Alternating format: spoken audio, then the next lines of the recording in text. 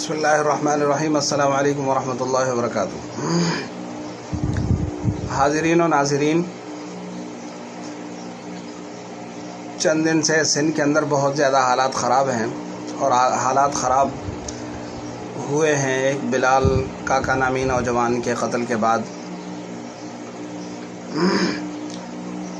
ایسا واقعہ ہوا ہے، قتل والا اس کی مذمت ہونی چاہیے۔ کسی بھی انسان کی جان لینا یہ عام لوگوں کا اختیار نہیں ہے۔ اگر کوئی مجرم ہے، جرم کرتا ہے تو اسے قانون کے حوالے کرنا چاہیے،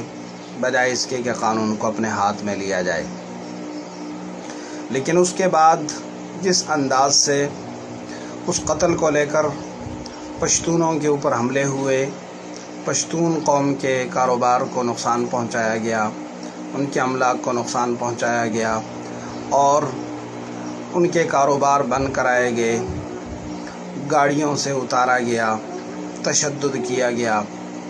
اور پھر رد عمل میں کچھ علاقوں میں سندھی لوگوں کے اوپر پشتونوں کی طرف سے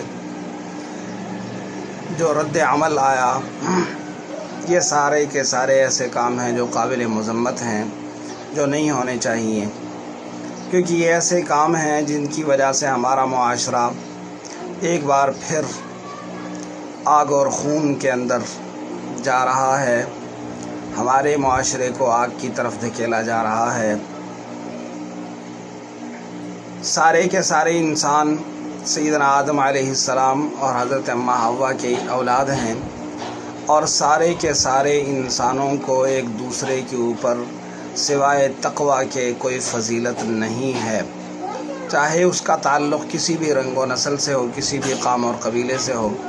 حق تعالیٰ فرما رہے ہیں، یا ایھا الناس انا خلقناکم من ذکر و انثی وجعلناکم شعوبا وقبائل لتعارفوا ان اکرمکم عند اللہ اتقاکم، کہ لوگو انسانوں، میں نے تمہیں ایک ماں اور باپ سے پیدا کیا، تمہارے خاندان اور قبیلے تمہارے تعارف کے لیے ہیں، اللہ کے ہاں فقط تقوی قابل قبول ہے۔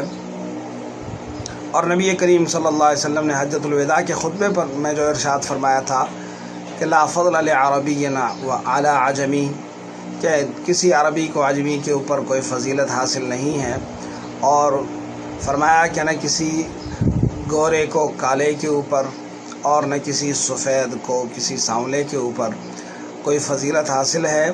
الا بالتقوی، ہاں مگر تقوی کے ساتھ فضیلت حاصل ہے۔ تو معلوم یہ ہوا کہ سارے کے سارے انسان اللہ کی نظر میں برابر ہیں۔ جو اختصاص ہوگا، جو فضیلت ہوگی تو وہ تقوی کی بنیاد پر ہوگی، باقی کسی وجہ سے ایک دوسرے کے اوپر فضیلت حاصل نہیں ہو سکتی۔ تو اس لیے سارے کے سارے انسانوں کو مل جل کر رہنا چاہیے، اور جو حالات خراب ہوئے ہیں ان حالات کو سدھارنے کی کوشش کرنی چاہیے، ان حالات میں جلتی پر تیل کا کام نہیں کرنا چاہیے، بلکہ حالات کو ٹھنڈا کرنا چاہیے۔ اور اس کے لیے جو لیڈرشپ نے جو بردباری اور تحمل کا مظاہرہ کرتے ہوئے لوگوں کو پرامن رہنے کی جو اپیل کی ہے، وہ قابل تعریف ہے۔ چاہے وہ سندھی قوم پرست لیڈرشپ ہو، ان کے بیانات بھی اچھے آئے ہیں، اور چاہے پختون قوم پرست لیڈر ہوں، ان کے بیانات بھی قابل تعریف ہیں، اور چاہے مذہبی لیڈرشپ ہو، ان کے بیانات بھی آگ کو بجھانے کے لیے اہم ترین ثابت ہوں گے۔ یہاں پر دیکھنا یہ چاہیے کہ ایک آدمی کی غلطی کی سزا پوری قوم کو کیوں دی جا رہی ہے۔ ایک آدمی سے جرم ہوا ہے تو اس جرم کی سزا ایک آدمی کو ملنی چاہیے، اور اس کی شفاف انکوائری ہونی چاہیے۔ قانون کو جس نے ہاتھ میں لیا ہے اسے قانون کے مطابق سزا دینی چاہیے۔ ہر جگہ پر قتل ہوتے ہیں تو قتل کرنے والے قاتل کو ہی سزا دی جاتی ہے، یہ نہیں ہوتا کہ پورے علاقے کو سزا دے دی جائے، یہ نہیں ہوتا کہ پوری قوم کو ایک قاتل کی وجہ سے سزا دے دی جائے، بلکہ قاتل کو ہی نشان عبرت بنایا جاتا ہے اور اسی کا مطالبہ کیا جاتا ہے، اور اسی کا ہی مطالبہ کرنا چاہیے، اور جو بھی اس میں ملوث ہوتا ہے اس کو سزا ملنی چاہیے۔ اور اس میں یہ بات بھی ذہن میں رہے کہ کہ یہ کہا جائے جی قاتل تھا، یہ چور تھا، ڈکیت تھا، زانی تھا، شرابی تھا، جو بھی تھا، لیکن اس کو سزا دینا عوام کا کام نہیں ہے، قانون کو اپنے ہاتھ میں لینا عوام کا کام نہیں ہے، قانون کے اوپر عمل درآمد کرنا یہ حکومت وقت کا کام ہے، اسے قانون کے حوالے کرنا چاہیے، چاہے وہ سندھی ہیں، چاہے وہ بلوچی ہیں، چاہے وہ پشتون ہیں، چاہے وہ سرائکی ہیں، چاہے وہ گجر ہیں، چاہے وہ کوئی گاوری زبان بولنے والا، چاہے کوئی اور زبان بولنے والا، سارے کے سارے پاکستانی ہیں اور ہمیں پاکستانی بن کر رہنا چاہیے۔ ہمیں اس پاکستان کو مضبوط بنانا ہے، اور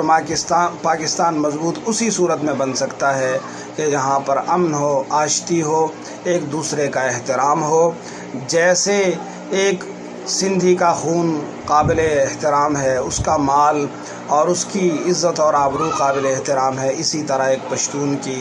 جان مال اور عزت آبرو بھی قابل احترام ہے، اسی طرح ایک پنجابی کی جان مال اور عزت اور آبرو بھی قابل احترام ہے، اسی طرح ایک بلوچی کی جان مال عزت اور آبرو قابل احترام ہے،